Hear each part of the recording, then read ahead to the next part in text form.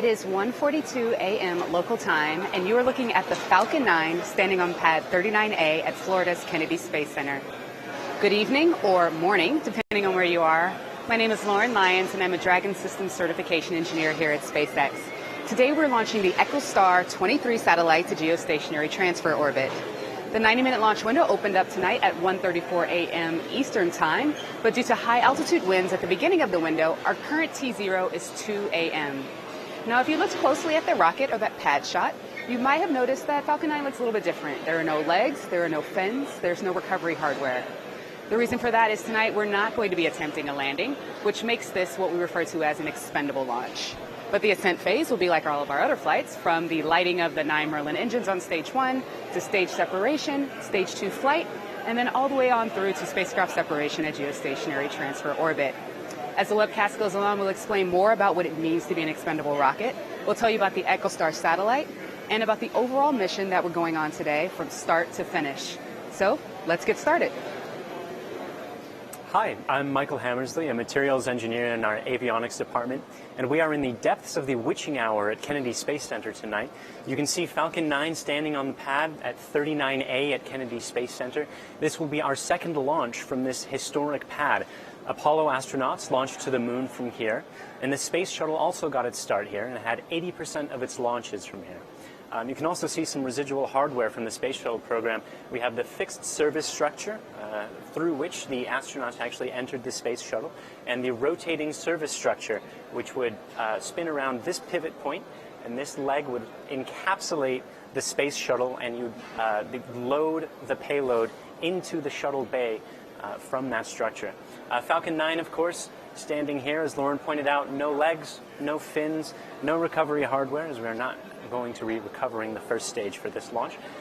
The first stage will get the satellite to the edge of space at about 100 kilometers.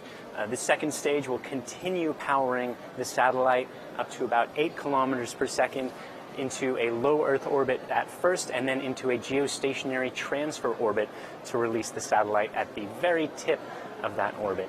The satellite itself, of course, EchoStar 23, is sitting inside the fairing. It's that composite carbon fiber and aluminum honeycomb structure protecting the satellite during ascent. The transporter erector is supporting Falcon 9 at the moment. This is an upgraded version that can support both Falcon 9 and Falcon Heavy.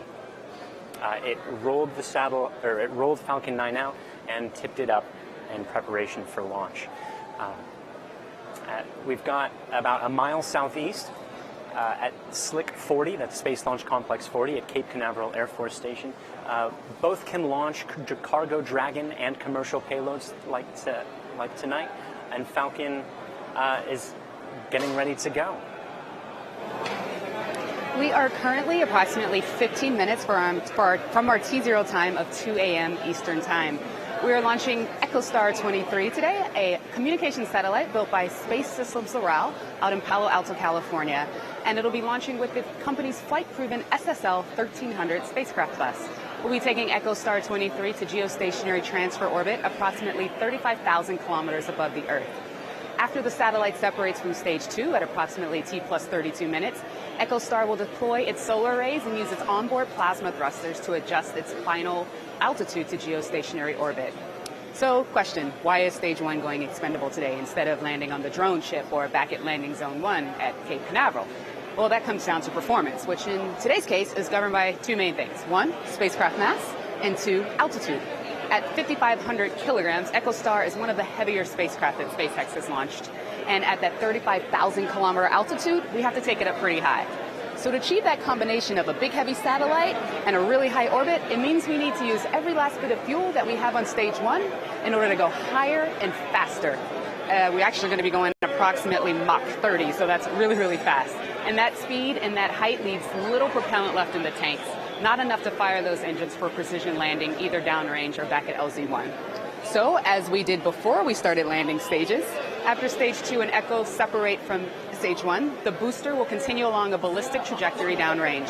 So this means we won't have footage of stage 1 of Falcon 9 after stage separation as we have in the past, but we will keep our cameras on stage 2 for as long as we continue to receive signal as we loft EchoStar 23 to its targeted orbit. Once EchoStar is operational at geostationary transfer orbit, it will provide Brazil with direct-to-home television with an estimated lifetime of approximately 15 years. Good evening, my name is Tom Perderio. I'm a firmware engineer in the avionics department here at SpaceX, and tonight I'll be filling in for John Insbacher. So that means that through the rest of the countdown and the launch, I'll be bringing you live status updates from the Webcast desk here at SpaceX headquarters in Hawthorne, California. Currently, we are about T-minus 12 minutes till liftoff of the Falcon-9 rocket carrying the EchoStar 23 payload from Kennedy Space Center in Florida. All systems are currently go for launch at 2 o'clock sharp a.m. Eastern Daylight Savings Time. As Lauren was saying, our launch window is about 2.5 hours long. So if at any point during the countdown you hear a hold call, it doesn't necessarily mean that we're done for tonight. It just means that we've decided to pause the countdown, and there is a chance that we'll be able to recycle and get the rocket launched within that 2.5 hour window. However, currently the team is working no issues, and we're looking good for liftoff in just about 11 minutes right now. Earlier, the Falcon 9 was rolled out to the pad at about T-minus 17 hours. Our rocket, our high-grade rocket kerosene fuel, RP1, is currently loaded onto the first stage, and we're just about done loading the rest of it onto the second stage. We did hold at T-minus 20 minutes to load the rest of our cryogenic helium into the storage tanks on top of both the first and second stage, and we're currently finishing final liquid oxygen load on both stages of the rocket.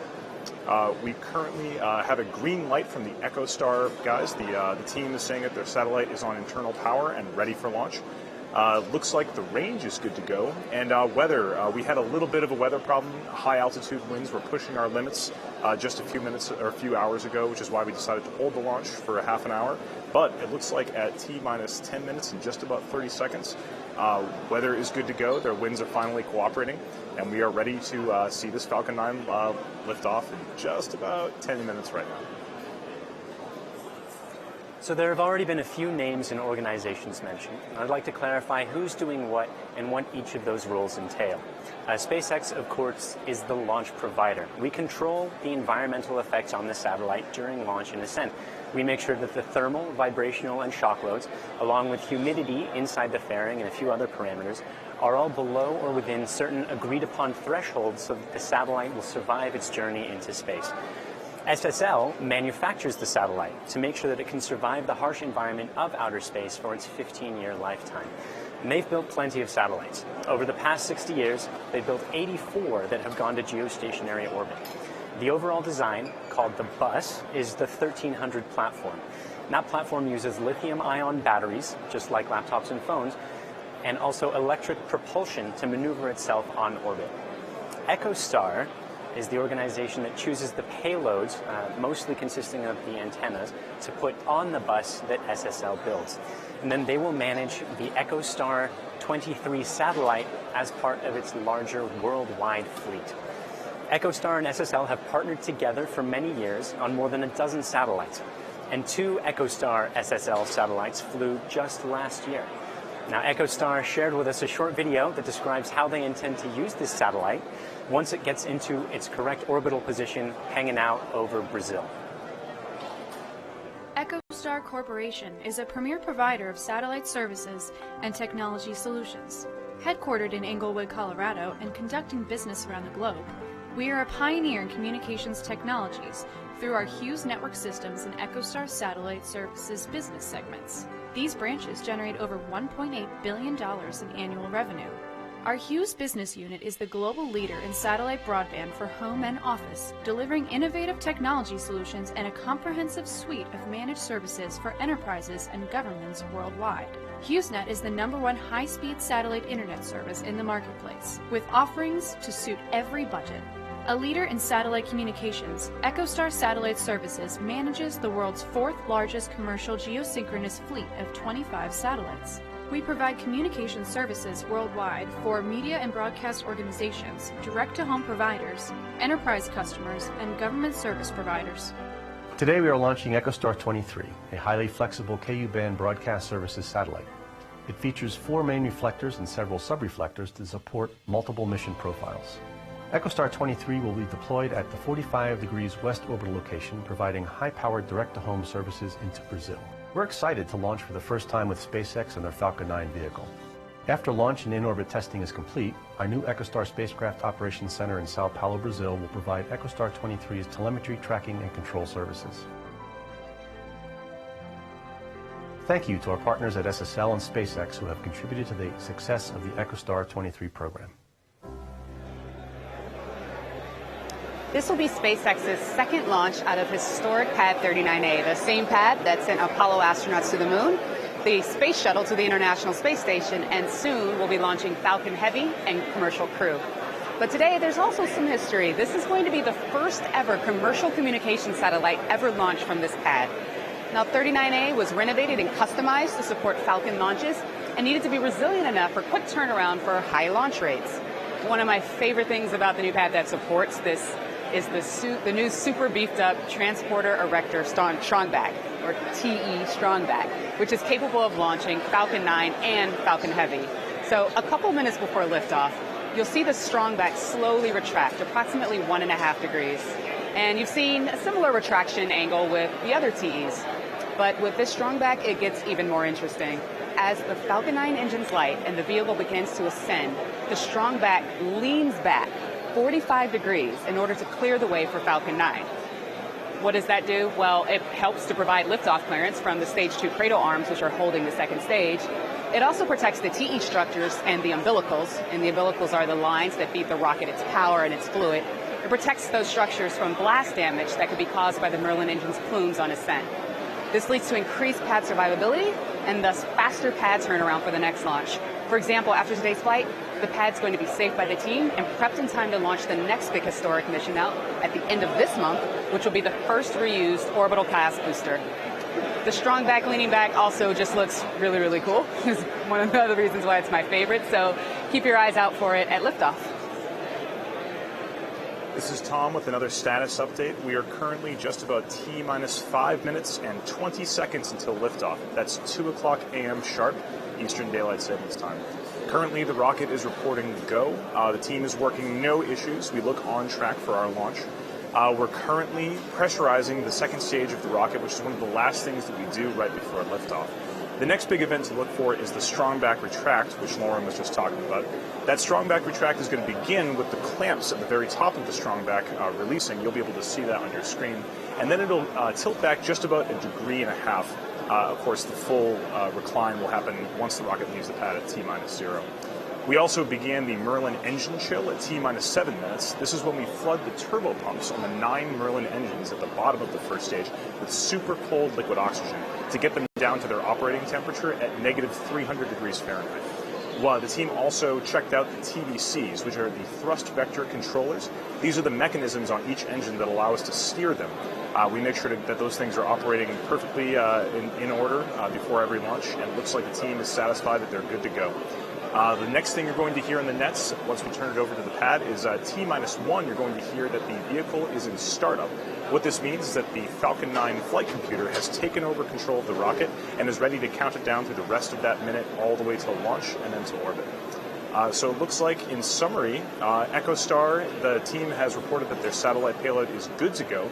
The range is still reporting good to go. Weather, it looks like the winds are cooperating with us, and weather is a go.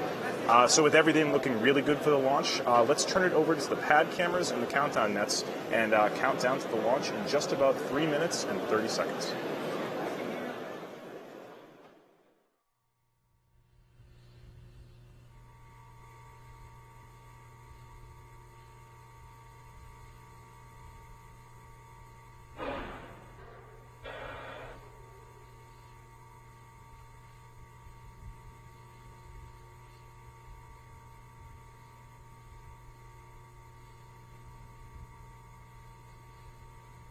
FTS is armed for flight. T-minus 3 minutes. GNC verify stage 2 TVC motion nominal. Stage 2 TVC motion nominal. Stage 1 LOX load closed out.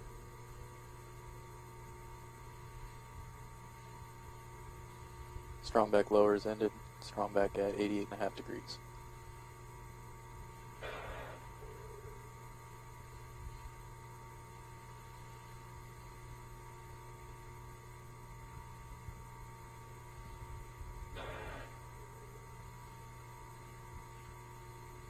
Stage 1 launch load is acceptable for flight.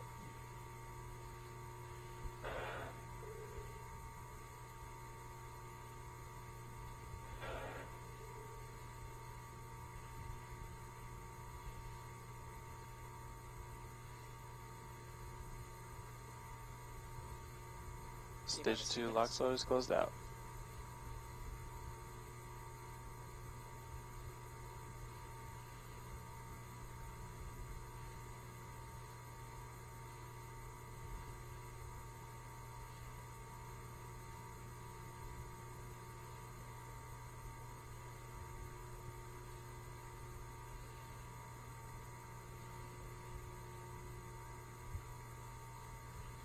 Vehicles in self-line.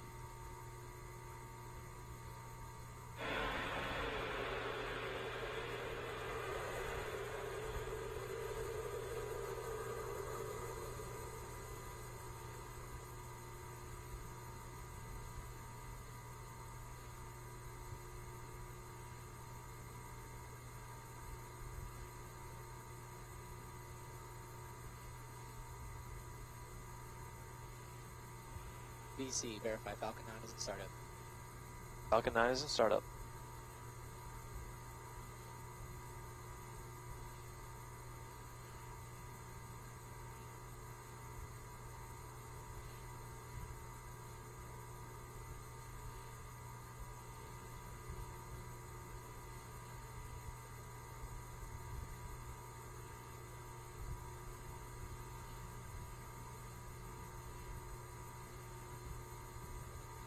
T-minus 30.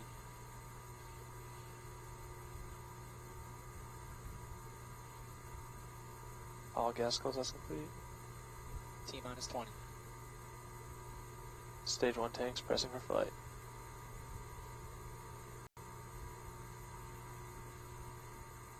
T-minus 10, 9, 8, 7, 6, 5, 4, 3, 2, 1, 0. Liftoff, Falcon.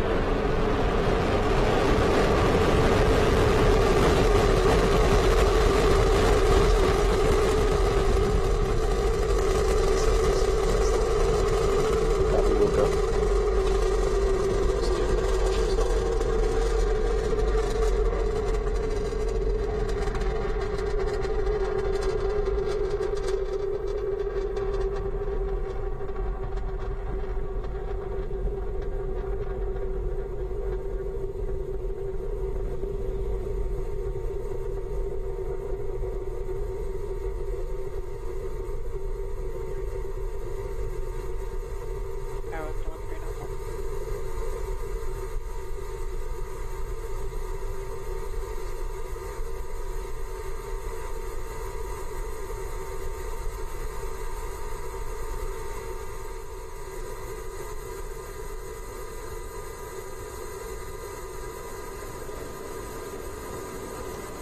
And you're looking at the first stage of the Falcon-9 rocket after a successful liftoff from Kennedy Space Center.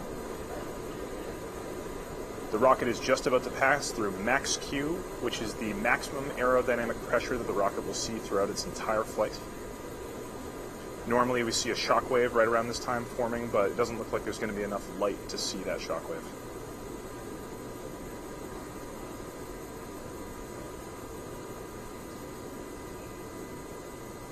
Sounds like max Q is passed and we've throttled back up those Merlin 9 engines. Merlin vacuum bleed-in has started. This is when we chill down that MVAC engine on the second stage, just like we did for those first stage engines.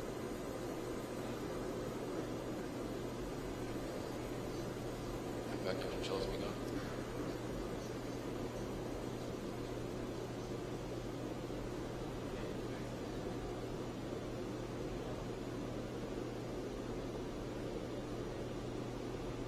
We're currently looking like the trajectory looks good.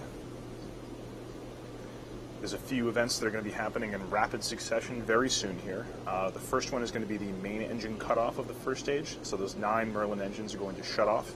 Directly after that, a few seconds later, we're going to have, 10 seconds after that, we're going to have stage separation of the first and second stage. And then immediately following a stage separation, we're going to see the second stage engine start up.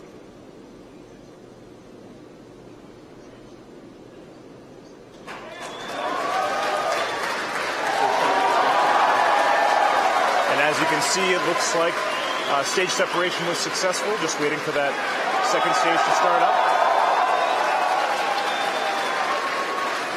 And we have a successful startup of the Merlin vacuum engine of the second stage.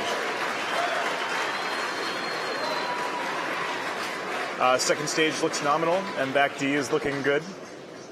Right now, that Merlin vacuum engine is burning away. We're getting nominal prop and nominal trajectory from both from the second stage. Let's take it down to the floor and see what's going on. Okay, you just saw a successful stage separation and a successful light of the MVAC engine. That's a really big milestone. Fairing separation. You did just see the fairing. Oh, we just did. Yeah. That's awesome. Sorry, you couldn't see it. That's great. That's a huge milestone for us. So again, MVAC has started up. It's burning. We separated that fairing successfully. You know, up in the vacuum of space, you don't need it anymore, so we ditched it. It's still quite a sophisticated system, the fairing. Apart from protecting the spacecraft during ascent and preventing excess humidity buildup and shock loads and things, it's also got a really cool system called the re-radiation system. Just like we don't want to launch our rocket if we can find something wrong with it that needs a little tweak before launch. Same with the satellite, because you've got only one chance to, well, I guess you're not able to fix it once it goes to space. So anytime before then, if you can fix it, you want to. But the fairing, being that carbon fiber composite with aluminum honeycomb, is a Faraday cage. That means you can't get electrical signals in and out very easily, and so you've got a hardware system that will take signals from the satellite, pipe them just to the outside of the fairing, and then re-radiate those signals out so that everyone can listen in and make sure that the satellite is still healthy. That's only active before ascent. In this case, we're not actually using that system during ascent. Now, typically around this period of time, we'll be checking in on stage one. We have those onboard cameras. We're watching the grid fins. But today, again, because this is an expendable launch, we don't actually have a camera on stage one.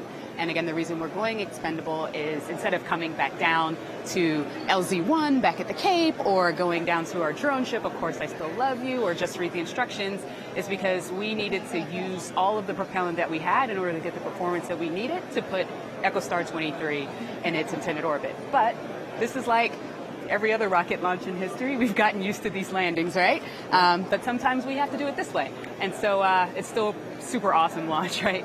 So why don't we go on up to Tom and get an update from him. Just another status update for you guys. Looks like the MVAC engine is performing nominally on the second stage. Good engine temps and good fuel consumption rates. Everything is looking really good in that second stage. Like Lauren was saying, this is a little bit different. Usually we're tracking the first stage coming down for a landing right about right now, but that is not happening this flight. But the second stage is doing really well, so that's really good news. We are just about halfway through the first burn of this second stage. This is an MVAC D, that stands for Merlin Vacuum D. It's the same type of engine that we have on our first stage, but specialized for the vacuum of space. This engine puts out 210,000 pound-feet of thrust. And that nozzle you're seeing on your screen right now, that red-hot nozzle, it may look small in the picture, but it's actually 10 feet long and about 10 feet in diameter. So this is a massive nozzle, a niobium alloy, radiatively cooled nozzle extension to make sure that we can get all of our performance out in the vacuum of space. Right now, MVAC continues to look good. There's a trajectory is looking really good right now, and all telemetry from the second stage is looking healthy. Right now, the Merlin vacuum is operating at just about full thrust, producing about 4 Gs of acceleration. We begin to throttle it down as the propellant burns off, just so we can keep that acceleration in check. The next big event is going to be at SECO 1, that's second stage engine cutoff 1, at about T plus 8 minutes and 30 seconds, so about a minute from now. After that first stage, the second stage engine shut off, we're going to have a brief coast period of about 18 minutes or so, and then we'll be lighting it again. So to sum everything up, the second stage is looking really healthy, MVAC D is looking really good, so just a few more minutes left on that burn. So Like our typical geostationary transfer orbit missions, this one is 2 burns separated by a coast period, followed by the payload deploy. We're in the midst of that first burn, and as Tom mentioned, the next coming up is the coast. And that second burn to transfer from low Earth orbit to geostationary transfer orbit. Now, low Earth orbit is a tight circle around the Earth. So you start, my hand is the Earth, we start on the Earth, and low Earth orbit is a low altitude moving around quite close to the surface. When we move into geostationary transfer orbit, we change it from being a circle up to an egg shape.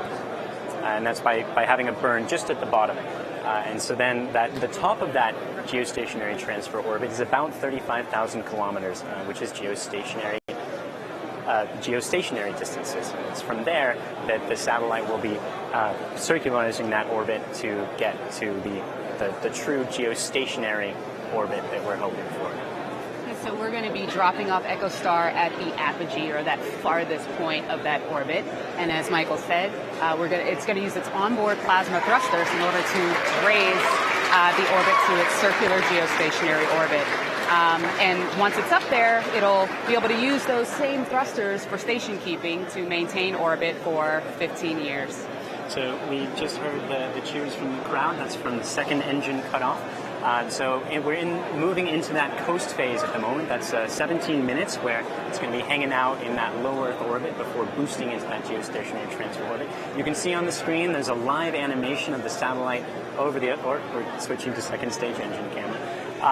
But you'll be able to follow the satellite during that coast phase, come back afterwards for the second burn, and payload deploy shortly thereafter. It's about 17 minutes long, so we're going to kick you to that, but definitely come back. There's a ton more left to go.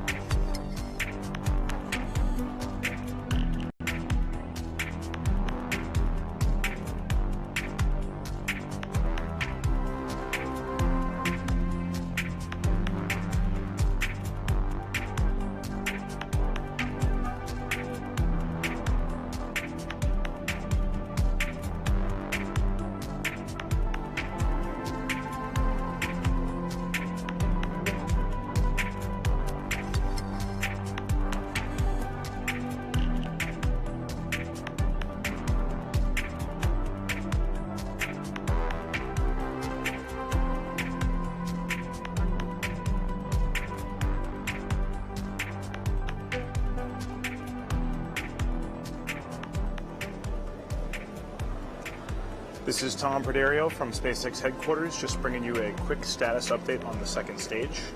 Currently, we're about to start our second engine, second burn. Should be coming up in just a few seconds here. And it looks like, as you can see, we have confirmation of a successful second engine start. This is the second of two burns, the final burn that our second stage is going to be performing today. This burn is going to last for just about 1 minute, and then it'll be taking off. This burn is necessary to get the EchoStar payload into the correct position for deployment, which will be happening a few minutes after the second engine's second cutoff, coming up in just about 30 seconds now.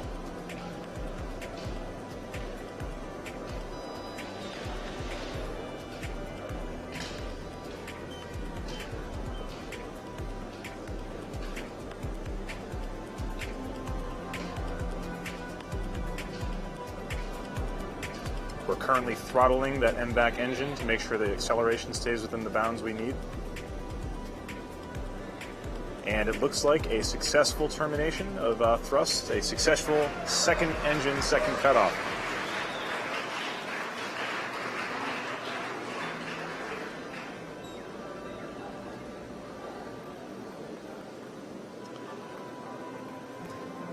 Like we said earlier, the EchoStar payload is going to deploy just a few minutes from now, so hang tight, watch the animation, and we'll be right back.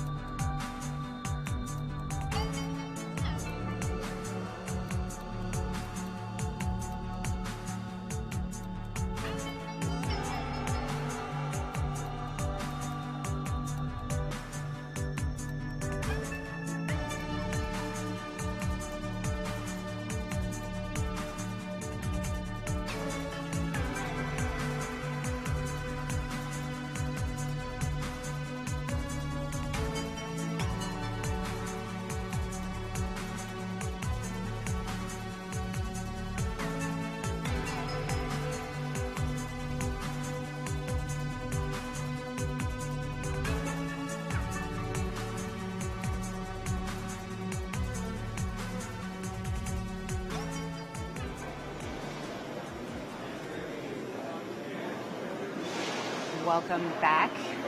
We got confirmation of a... All right, welcome back, everyone. We got confirmation of a successful second engine shutdown, and we know that we are now in a good orbit. And coming in very soon, we're going to have payload deploy. Now the satellite, the EchoStar 23 satellite, is mounted onto stage 2 of Falcon-9 via what we refer to as a payload adapter. Falcon-9's flight computer will then send a separation signal to that payload adapter. That signal will be detected via brake wires, and the satellite will actually separate from the second stage of Falcon-9. In order to give it that little delta V that it needs to push away from the rocket, there are 4 springs in that payload adapter that will give it a gentle push off on its own path.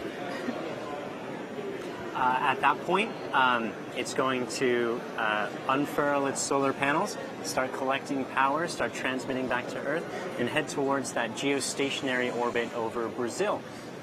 Now, geostationary, just a quick reminder, is where the satellite appears as if it's always in a fixed point in the sky. You can see the animation on your screen. Once the satellite gets into the right spot, that it, well, there we go, it's doing its second burn, transfer from that tight low Earth orbit into that egg shape, and then circularizing. And there you can see that line shows you that it's always floating above the same point in the ground.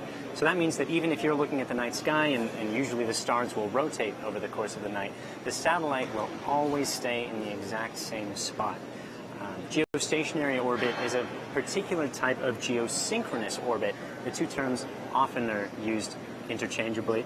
Geosynchronous just means that it passes through the same point once a day. If it isn't true geostationary, then we have a beautiful confirmation of spacecraft deployment. That is EchoStar 23, having just been sent off on its way to continue along with its mission. Successful spacecraft separation from Falcon 9. And with that, actually, Falcon 9's job is over for the day. Spacecraft is going on to begin its mission and begin that solar array deployment and orbit raising, but that brings this webcast to a close. Quick recap, we had an almost on-time launch just to get around some of those high-altitude winds. First stage, successful launch. Second stage, 2 successful burns with that coast period in between. Not recovering the first stage because of the performance requirements of this mission, and that successful payload deploy that you just saw. And just some thank yous to everyone that helped with the success today. First, a big thanks to the range for providing range safety and assets, to the Federal Aviation Administration, or the FAA. Thanks for giving us our launch license for today. To our customer, EchoStar, we wish you much success with this satellite and its 15 years of service. To SSL, who built the satellite, thank you for your continued partnership with SpaceX. And to all of you out there, the viewers, thanks for checking it out. And if you want to follow us, check us out on social media. You can see us on Twitter at SpaceX. You can follow us on Facebook. And if you want to come join us here in Hawthorne at one of our launch sites, go to spacex.com/careers. Be safe tomorrow with St. Patrick's Day. We survived the Ides of March. And a happy birthday to Einstein, who would have turned 138 this week. Don't forget about Pi Day. Why would you celebrate Pi Day? Because to not celebrate it would be irrational.